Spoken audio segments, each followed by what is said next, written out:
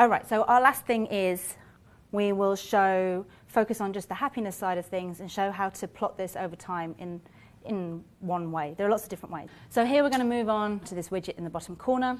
We're going to use a bar chart, but each one of these bars is going to represent a minute. So we're going to have 10 minutes worth of data. So this was like at minute 1, minute 2, minute 3, how happy were we? Is happiness going up, trending up, or is it trending down? So this is like, it might not be super useful because it's only 10 minutes worth of data, but the idea is to give you a flavour of how to plot trending data. The pie chart just plots everything it ever saw, and you have no idea about time. And the happiness bar chart will give you an idea of tweets over time. This, of course, is using the same data, so it's using the mood service, so I don't have to do anything around stubbing out different stuff. The difference is that this bit only cares about happy moods, not about sad moods. So let's move on to that bit. So we don't need to do anything around stub services because we already have one. And we don't need to create a new endpoint because we have one. All we have to do is we need to add a new listener to the mood endpoint. This is going to be my happiness chart data. Okay, so I can have more than one widget on the screen listening to the same service. It's listening to the same data, subscribing to the same feed. It's just doing different stuff with it. Okay? So let's have a look at the happiness chart data. This time, I'm not going to implement onMessage because it's really boring. OnMessage just checks if it's happy, and if it's happy, it updates the correct bar in the chart. What I wanted to show you was a tiny bit of date and time and a tiny bit of new ways to iterate over data. So here, in the constructor, what we're going to do is, we said we're going to plot 10 minutes worth of data. So what we have is a fairly common problem. I need to initialize each of those 10 bars to 0. So I need to do for each of these 10 things, set it to 0 so that I don't get null pointers when I get new data in. Okay? And we're going to start the time at right now and go 10 minutes into the future. So let's have a look at how to get the time for right now.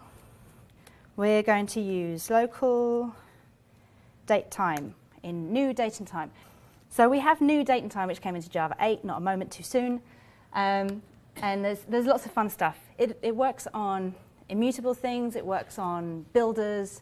There's like I would go ahead and have a quick look in something like, I don't know, any of the Java 8 books have got a good section on date and time. And I'd take a quick look at that and figure out how to use it because it's substantially more usable than old date and time. But what I want to do is, you know how in the olden days you say new date, and it'll give you the date and time right now, and then you can do stuff with it? Here I can actually call a method called now. So I explicitly know that I'm getting local date time, so that's obviously the date portion and the time portion for right now. But what I really care about is the minute. So I can get minute. Wow, that was easy, wasn't it? None of this messing around with anything else. And then I can say, this is my now minute. And that was super easy. I can do all sorts of cool stuff with this, like I can do comparisons. You can work on things like, there's an object called duration, so you can work with durations rather than just working with longs all the time. You can do comparisons much more easily to find out, is this date after this date? Is it before this date? So you don't have to do all that maths yourself. It's all built into the new date and time stuff. It's really cool.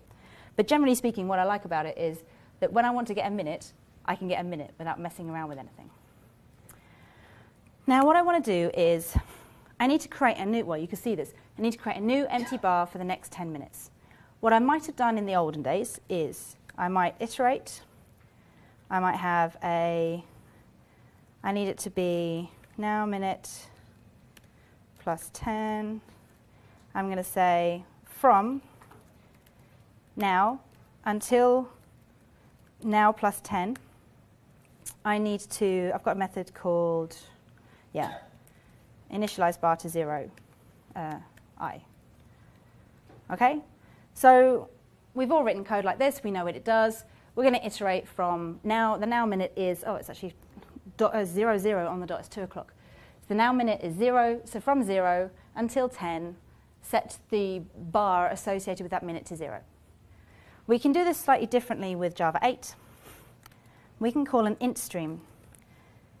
So we don't just have to call streams from collections. We don't just have a collection.stream and get a stream from that. We can create our own streams too. So I want to create an int stream with 10 ints in it. Okay, so I can say int stream dot range, sorry. I can create a range. And my range is going to be from now minute to now minute plus 10. So here I kind of know exactly what I'm getting. I want the numbers from right now until 10 minutes in the future. Now what can I do? Then I can do for each. Okay? Oh no, I won't, because it doesn't work.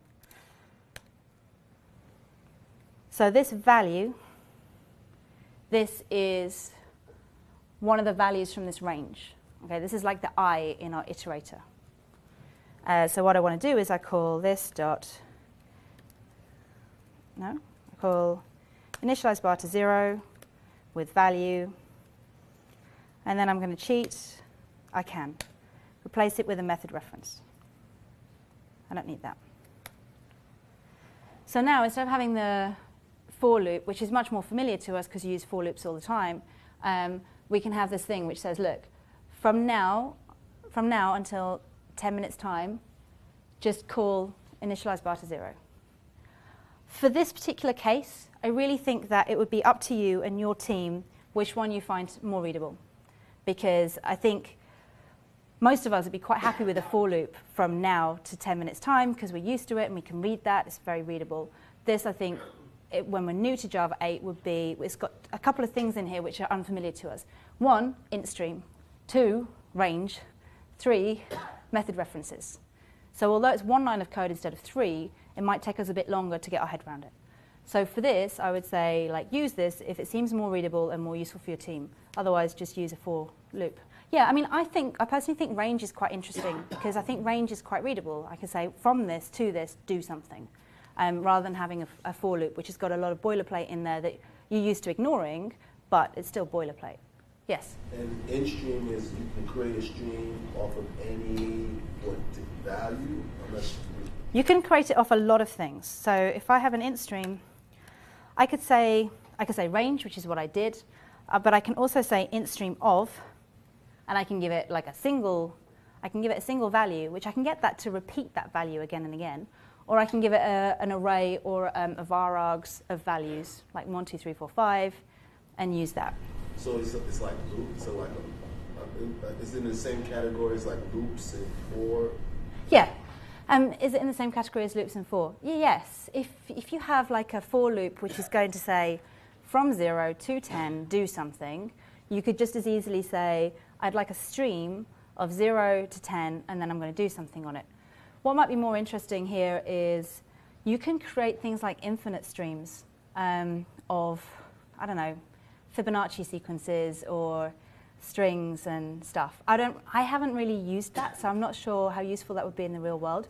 I personally think this would be really interesting for testing. So you can create a stream of arbitrary values, shove it into some test, and find out if you could do like almost white noise testing, find out if your application falls over under some circumstances you didn't know about. So you could do instream.math at random, and do something like that? I don't think so. Ooh, generate. Yes, you could do that by providing an int supplier. So then this int supplier thing, you could call any method. And you could do like math.random, 0 to whatever, and just have it randomly generate methods. Yes? It's also like a sequence in SQL. You know? Right. So if you have to do a calendar, you don't have to have a dumb table you have to fill up with a bunch of, it's just a nice generalized function. Yeah, so it's like a sequence in SQL as well. So you can use it to help you generate IDs or generate values for testing or things like that. So I think it's something to be aware of because it's a tool that we didn't previously have. And I think that particularly for testing, I think it'd be interesting. But I'm sure there are plenty of applications in production code as well. So that's all we need. I've already written the happiness chart data model because it's not super exciting. And then we just wire it in. Make sure everything's running, and restart our dashboard. Oh, it's just taking its time. Okay.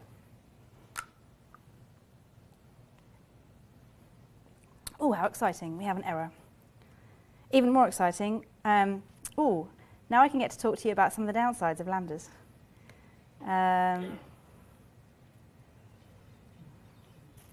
This is a stack trace when you get an error in a Lambda as opposed to in your normal code. It can be quite tricky to track down the problem. So be aware of that and make sure you test things properly. So this is our run later method. Remember, I had a run later to do something. So this is the Lambda in run later. So you can track it down because I remember where I was calling run later. But none of these are my classes. Somewhere along the line, that is dashboard controller. I wonder what I've done. Set data. Oh, I know what I've done. That's cool. I didn't create the UI. I created the data and I wired it all up, but I didn't create the view. We need a bar chart. So here we'll just have a bar chart.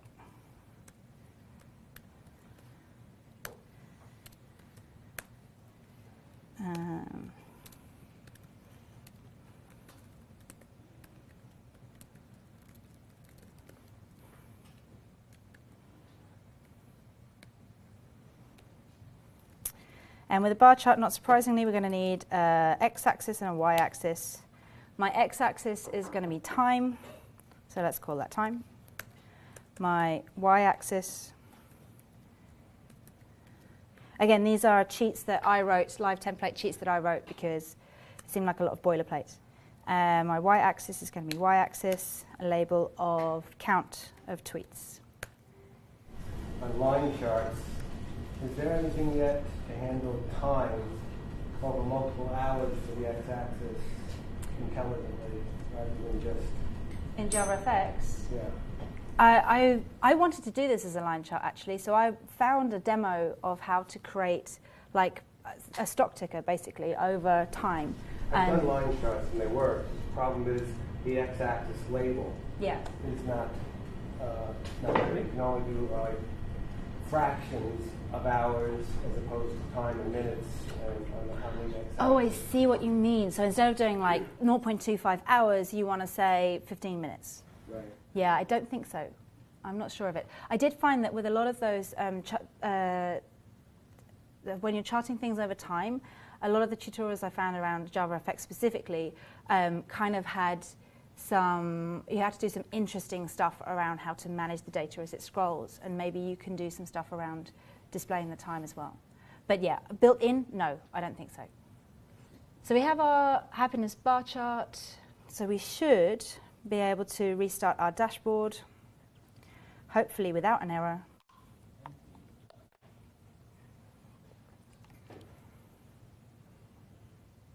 Cool.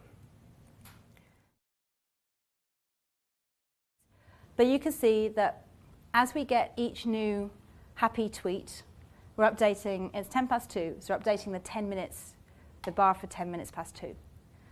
And every happy tweet that comes in, it updates it.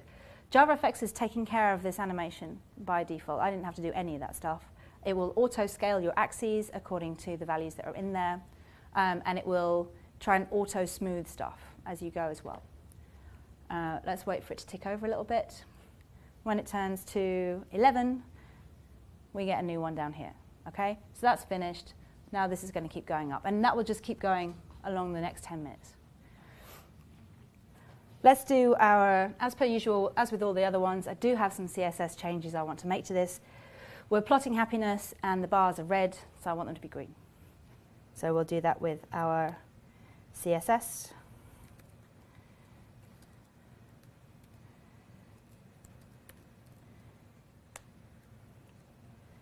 And then that will work.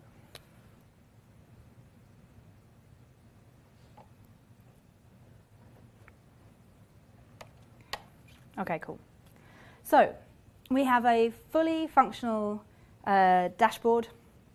We have one widget which is listening to a user service and updating data according to the user service. We have one widget which is listening to everything from the mood service and plotting overall mood. We have another widget which is filtering and only listening to happy moods and figuring out what to do with that. So that's what we just created, our code for plotting out this bar chart. So we have completed the UI of our Twitter dashboard.